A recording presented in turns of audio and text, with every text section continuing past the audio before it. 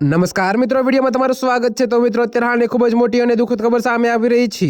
ત્યારે મિત્રો તમને જણાવી દઈએ કે મહેસાણા જિલ્લાના કડી તાલુકાના વડાવી પંથકમાં એક ચોંકાવનારું જમીન કૌભાંડ સામે આવ્યું છે।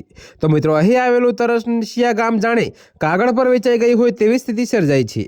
જે જમીન પર વર્ષોથી ગામની પ્રાથમિક શાળા, આંગણવાડી, મહાદેવનું મંદિર અને ગરીબ પરિવારોના રહેણાંક મકાનો આવેલા છે। જો કે મિત્રો, તે જમીનનો દસ્તાવેજ અમદાવાદના એક બિલ્ડરના નામે કરી દેવામાં આવતા કડભડાટ મચી ગયો છે। તો મિત્રો, આ ઘટનામાં તંત્રની મિલીભગત હોવાના આક્ષેપો સાથે પૂર્વ ધારાસભ્ય બળદીજી ઠાકોર અને મેદાને આવ્યા છે। તો મિત્રો, બીજી તરફ જાગૃત થયેલા તંત્રએ તાત્કાલિક અસરથી તપાસ શરૂ કરી છે। જો કે મિત્રો, આ ઘટનાની જાણ થતાં જ કડી પ્રાંત અધિકારી એડી મિયાત્રા અને મામલતદાર માધવી પટેલની ટીમ હરકતમાં આવી હતી।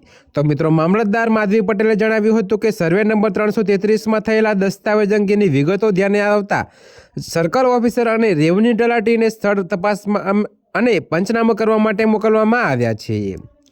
તો મિત્રો, તંત્ર દ્વારા 1976ના જૂના રેકોર્ડની મોડી રાત સુધી તપાસ કરવામાં આવી હતી, જેમાં ગણોત્યાની નોંધ બિન અમલી હોવાનું સામે આવ્યું હતું।